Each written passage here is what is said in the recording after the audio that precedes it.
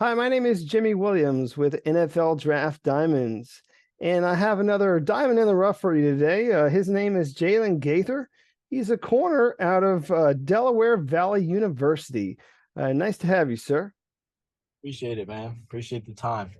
So, interestingly enough, Delaware Valley is not in Delaware, which is kind of funny. It's Um, not. That's like the first. Oh, Delaware Valley. You're in Delaware, right? That's literally the first thing everybody says. But nope, nope. Little bit north of that. Not eh, not much, not too far away. basically Philadelphia. I tell people I'm in the suburbs of Philadelphia. So Yeah, it's all good, man. So, anyways, I do appreciate you coming on and getting everyone a chance to meet you. So give me a little bit of background if you don't mind. Tell me where you're from and just walk me through your story a bit. all right. Speaking of background, I feel like I should give everybody the car situation. I had to ran a little late on time and had to do the interview in the car, but background on me as a player. I started out my college career playing at Millersville University. Can we Started out take as a it wide further back than that? Talk about high school, further buddy. back. Ooh, high school. Well, let me take it as further back as I can go. I started playing football in eighth grade. Um, Started out as a running back. Begged my mom for years to let me play. She always told me I was too small and too skinny, worried about me getting hurt. First time I ever touched the ball in a game, took it 90 yards for a touchdown. And ever since it was like, all right, yeah, football. Because I used to be a basketball kid. Even through high school, I played basketball, but football really took over as my first love and as my passion as soon as I touched the ball, really played in that first game. And then I lived in Jersey at that time. Then we moved to Harrisburg, Pennsylvania. I went to Redland High School. Started out at Redland playing wide receiver and safety.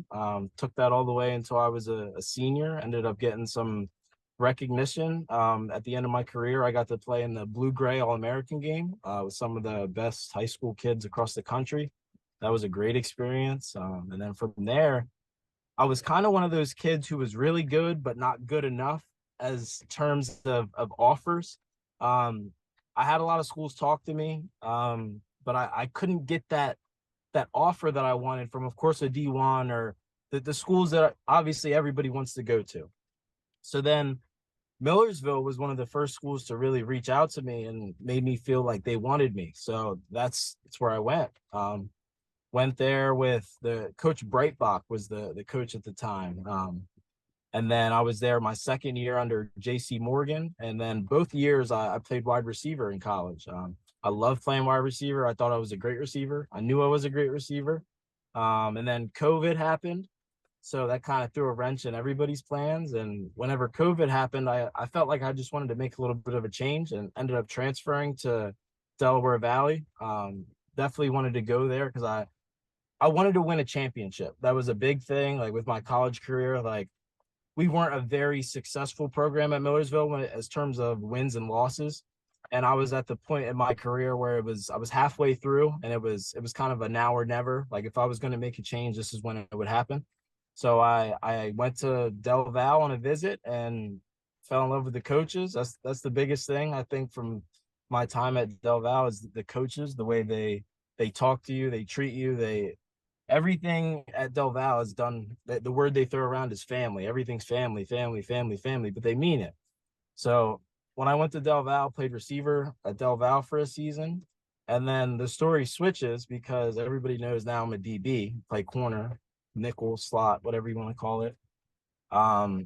My end of my junior season, my defensive backs coach and defensive coordinator, Nick Brady and Roger Wright, they the exit meetings at the end of the year, my junior year, they were kind of messing around with me, saying, "Yeah, you're going to play corner for us next year. Oh, don't worry about the playing time. You're going to be a corner next year." And yeah, I'm messing around with them. I'm saying, "Oh yeah, yeah, yeah, you're right." And then a couple of days later, I have a serious conversation with Coach Roger Wright about me switching. And ever since that conversation, I've been a DB. Made the switch to corner playing in the spring. It was definitely a tough transition.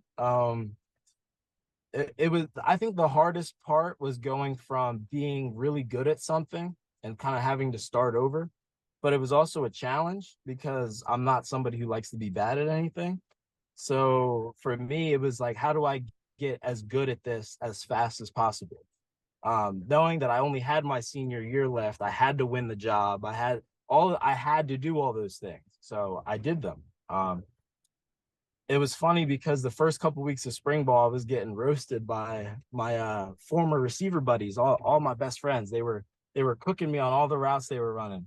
And it took a couple weeks. It took me losing to learn how to win. So I came back over the summer and I worked my butt off, literally as hard as I've ever worked, harder than I thought I could work. Some of my friends, one of my friends who plays running back at Shippensburg, Richie Sykes, me and him would work out almost every day over the summer. He'd text me in the morning or I'd text him. Hey, let's go to the field. Hey, let's run hills. Hey, let's do whatever. Let's go to the trainer. Any of the stuff. So I have great friends who were with me, people pushing me. So then that led to my senior year, and then I ended up having a pretty good senior year, to the point where I'm talking to you right now. So All right, all right. hopefully that's a good enough story. No, that's fine. Let's just do Let's just do a quick recap. recap. Yeah. And again, you were a wide We're a receiver wide at receiver at Millersville. Millersville. Yep. All good, man. So yeah, recap again was you were a wide receiver at Millersville, and then you ended up making that transition. After some time at Del Val, ultimately now being a corner, which again I find a little interesting because I mean, making that transition isn't always the easiest, like you said. I mean, because I mean, you're so used to going like in one direction, and now you got to backpedal, which is just, To run backwards. yeah, it's completely backwards. So, but something that you definitely took the opportunity to learn. Do want to get at least a little bit more of your background, if you don't mind. Throughout high school, did you play any other sports? Yeah, I was actively involved in every sport possible. So freshman until junior year, I did football, basketball, and track. Like every time there was a sport available, I was in it. And then my senior year, instead of track, I played baseball because the baseball team was really good. What did we finish? I think we finished fourth or something in the state. I wanted to win a championship before I left high school, like a state championship. So that was the reason I played baseball. And it wasn't like, oh, I'm just playing baseball because whatever. Like I was decent at baseball. So anything that I truthfully athletically put the time to get better at, I get better at. So Cool. So, just want to make sure people knew at least some of that background. Sometimes it's nice to be able to have that, kind of as part of your resume, because depending on the position, some sports translate pretty well, to your position. So, when you think about what you do on the basketball court, what you do on a track, I mean, those things do translate. When it comes to things like, just I don't know, overall athleticism, man. I mean, jumping, sprinting, hand-eye coordination, all that stuff, helps. So, um, and then just kind of want to get to this thing about you going from Millersville to Delaware Valley. When you decided to make that transfer, like, how did that work for you? Did you put your name in the portal, or did you have some I, plan, or what? the plan, I put my name in the portal.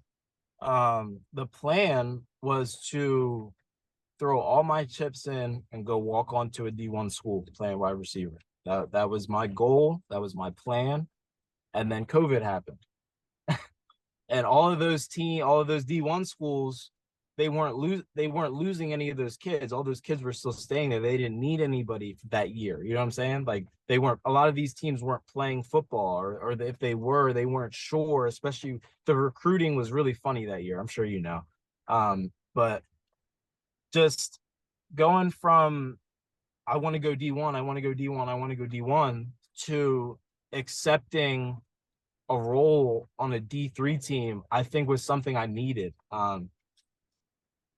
It definitely showed me that who cares what level you go to, especially with me going through the process that I am now of being able to talk to these scouts and people from the NFL, people from the XFL, CFL, whatever it may be.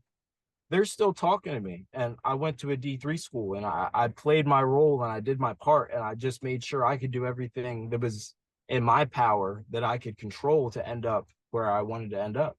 So I think that was like going to Del Val was a life lesson that I really think I needed to learn, because I think Del Val is run a lot like, I don't want to say this to come off in the wrong way. It's like a JUCO in the sense that there are great players at the school that come in as transfers, and you go to Del Val thinking, "Oh, I'm going to a D3 school. I'm gonna go tear it up," and then you get there and you realize, "Whoa, he came from Temple, and he came from Millersville, and he came from Ship and IUP, and everybody's there for the same reason." So then once you realize everybody's there for the same reason, that's where that family thing came into play. Everybody just bought into, let's go win a national championship. And we came up short, but we got close. So And one good thing, I do believe for your sake, I mean, making that transition to DB is, bro, I kid you not. I have talked to actually a handful of players that have played in that secondary over the past several years at Del Val. For whatever reason or another, I mean, I don't know what it is, if it's coaching or whatever, but I mean, they are putting together some guys that are making it to the league, that are getting opportunities. And again, like I said, just some good guys in that secondary. Talk about those dudes real quick. yeah, we like to call ourselves DBU. We really do like to call ourselves that because we think we are. Like you said, every year we have at least one of those guys that can play at the highest level. And I think the fact that every year we have one of those guys makes us all that much better. We're learning from them. We're taking little bits and pieces of what they do and applying it to what we do. Because I think the biggest takeaway is that everybody's a different player. Everybody has their strengths and their weaknesses and what they're good at that makes them a good football player. So you can't try to be somebody else, but you can take away some of the good things that they do and apply it to your game. And I think that's something that I've done. So like Great. we already talked about, you had the chance to interview my teammate Blaine Netterman. He I think he was 4 times all conference. Like, that's like unheard of. Like, you're all conference from a freshman, like 4-time all conference, I think once or twice all American. Like, so I have, not only does it make my job easier that I'm playing corner and I have him behind me, it just makes it easier in practice because he's been there, he's done that. And that was huge for me, knowing that I didn't have much time to learn. I needed to get that advice from somebody who had been there, done that. Yeah, And it's and I mean, that's good to be able to have those people there to help you make that transition. And really, obviously, again, just learning that position, learning how to go backwards, which is kind of weird. But I think a lot of really what you're going to end up bringing to the table, when as you pursue the next level, is really a little bit of everything, man, because I mean, you do have some experience as a wide receiver, as a DB, and I would imagine also playing some special teams. So talk to me for a little bit about your experience on the special teams note. Special teams is huge, man. I've been on special teams since I was a freshman at Millersville. It's a way to earn more playing time. It's a way to show coaches you care. It's also a part of the game that people like to act like it doesn't matter, but it matters. It plays a huge role. This past season, I was in a battle for the corner spot, and the one game the other kid was playing better, or not playing better. He was playing good to start, and I hadn't got my chance to play yet, just because he was doing his thing. And I got a chance to go in on special teams, and I got a fumble recovery. And not that person was playing bad, or that it was just like, it was a spark. It was what we needed. You know what I'm saying? So there's opportunities to make plays in special teams, and I think it's big. Great. And of course, I mean, now that you're a corner, like I don't know what the idea is as you transition further, if you go back to receiver, if you continue being a corner, but as you are developing now, who are you studying at the next level? Like what's the who are some of the guys that you're trying hopefully to I know follow in their footsteps, like guys that are in the league right now? Yeah, so I'm big on film. My trainer, Johnny Martin, he's funny because he threatens to check our YouTube time to see how much film we're watching, like a coach would do on your huddle. But some of the people that I watch, one of the people who I think I watch because I think I translate to the way they play. I really like Avante Maddox on the Eagles. The versatility, the ability to go out and play outside. You can go play corner. You can go line up in the slot. You can go back and play a little bit of safety. You can come down in the run. I feel like that's me in a nutshell as a player. I'm not elite at any one category, but I'm really good at just about everything. And I think if you look at the league now, there's places for players like that. They like to put somebody in the slot or at the nickel who can do a little bit of everything just because of the way the league is now. Um, who else? I like Jair Alexander. He's one of the best corners in the league. You can't not like Jair. You can't not like Sauce Gardner. So they're technicians, and that's what when you watch these highlights, they're highlights, but you have to look at the detail and you have to look at the footwork. You have to look at, okay, yeah, he got a pick, but why was he in front of him? You know what I'm saying? Why was he in position to do that? And when you can watch film and you can diagnose and you can take the little things away from it, that's when you can really, like I said earlier, you can apply it to yourself. You can go to the field, and when you're doing your drills, you can think about that video you watched earlier, or that two-step that he did, or the T-step that he did. Whatever it is, you can think about that and apply that. So film is Right. big, man. Yeah, I mean, obviously, give me some of your own personal highlights of your career. You know, you talked a little bit about that one fumble recovery, but give me a couple more. So I think my biggest highlight in my entire football career is when I was in high school. Senior year, there's a little bit of a background story to this too. A week before my senior season started, I broke my thumb. And I was a wide out looking like we talked about earlier. I'm waiting for these offers to come in. I'm trying to do everything I can to get these offers. And I break my thumb first week before the first game. Devastating. I'm like, all right, well, I was a wide out. So like the first thought that goes through my head, well, there goes that. I go to practice the next day and I was just like, dude, you know what? I'm just gonna see if I can catch with this thing. Like I got a big cast on, like up to like right here, big club. Like, I'm gonna see if I can catch with this thing. I was still able to catch with my cast on to the point where I showed my coach enough to give him the confidence he let me still play receiver with the cast on. So first game of the season comes, we're playing, it was a week 0 game. I don't know if you were familiar with that term. It was the first game of the season before anybody else really played. We played Bishop McDevitt, LaShawn McCoy's old high school, big school, big names. They send a bunch of kids Division I every single year. Bryce Hall is a corner in the NFL right now who I played against from Bishop McDevitt. But played Bishop McDevitt. It's a close game. I want to say it was a 10-0 game. In the second half, we're up. Fourth quarter comes around. It's a close game, nail biter.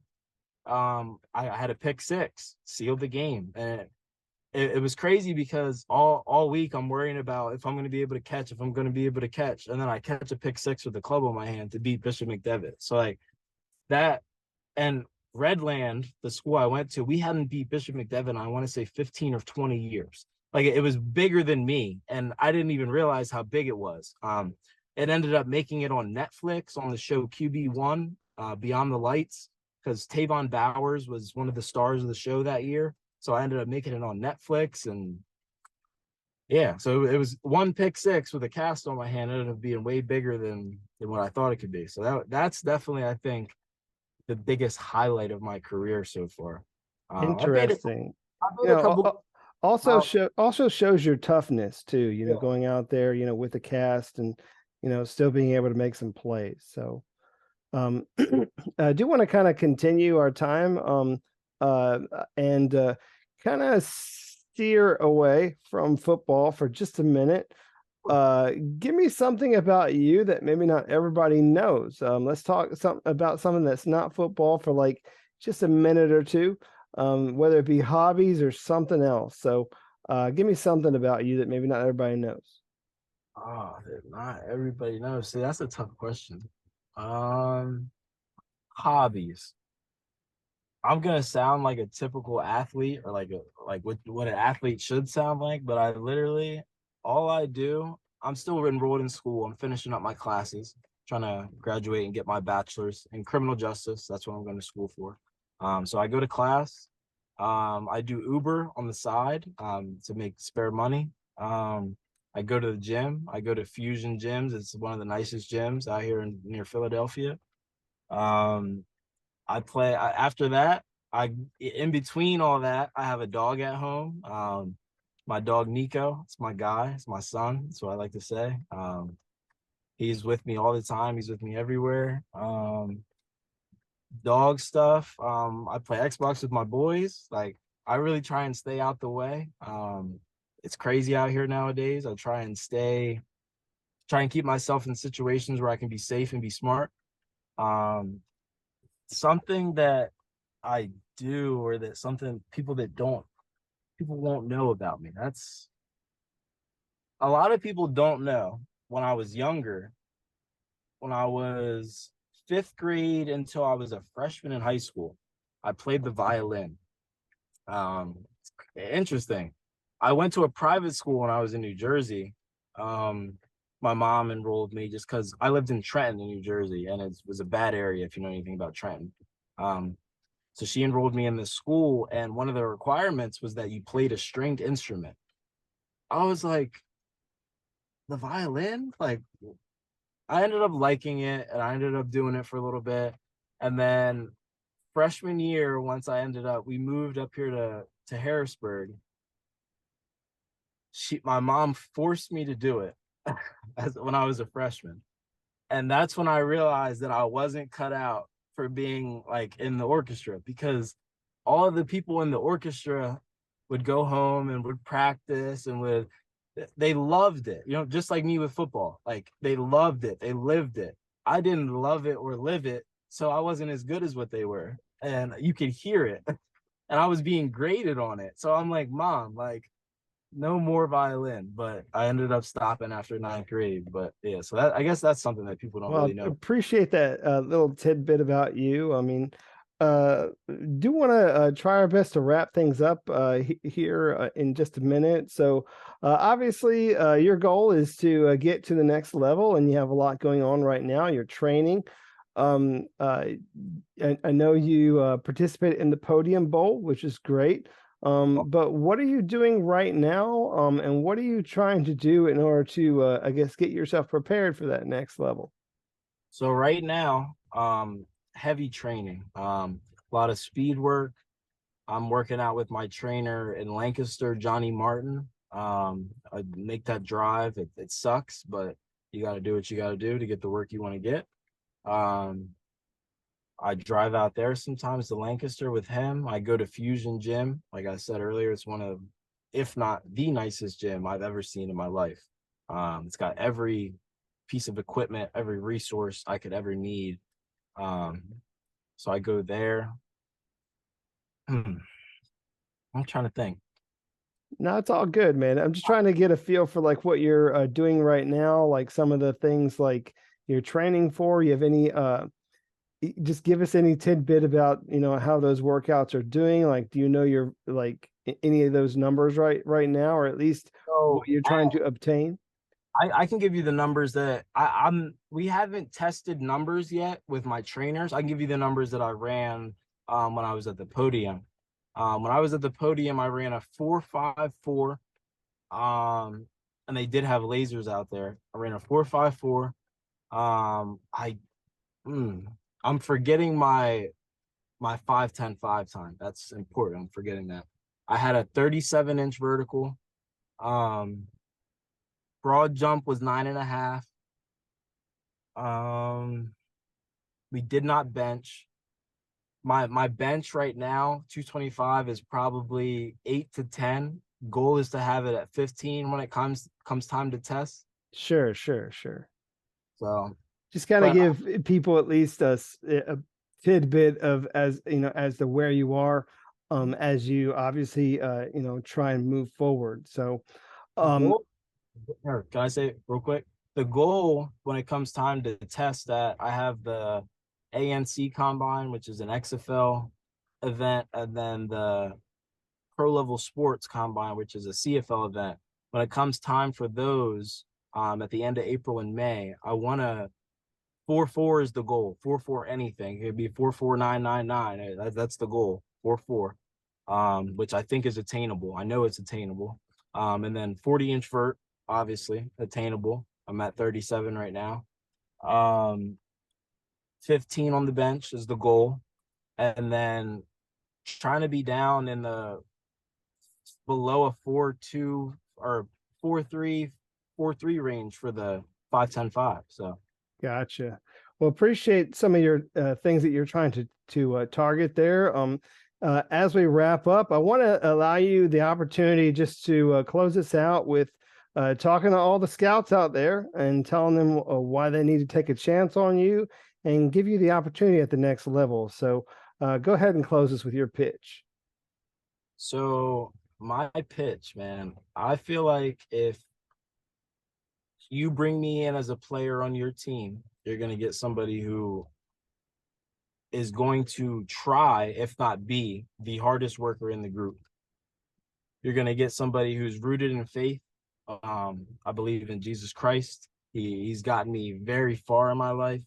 Um, Faith is something that I feel like, whether it's faith in God or faith in anything, having faith in this field and this occupation is something that's big, because you don't know what tomorrow is going to hold. You don't know. I'm in a point now where next year I could be in the NFL, or next year I might not be. So that faith is something that you need to have, that to get you and keep you going, keep you on the right path. Um, I have a big support system. My mom, Janelle, she was a single mother. So for me to be where I'm at, being just raised by her, she's amazing. She deserves me making it. You know what I'm saying? Me making it, I feel like I'm not, obviously I want to make it, but if I was going to make it for somebody, it's for her 100%. So Great. Well, Jaelyn, do appreciate getting to know you and your journey, and wish you very best of luck. Okay. appreciate it, man. Sure. Again, we got Jaelyn Gaither. He's a corner out of Delaware Valley University. Check this guy out.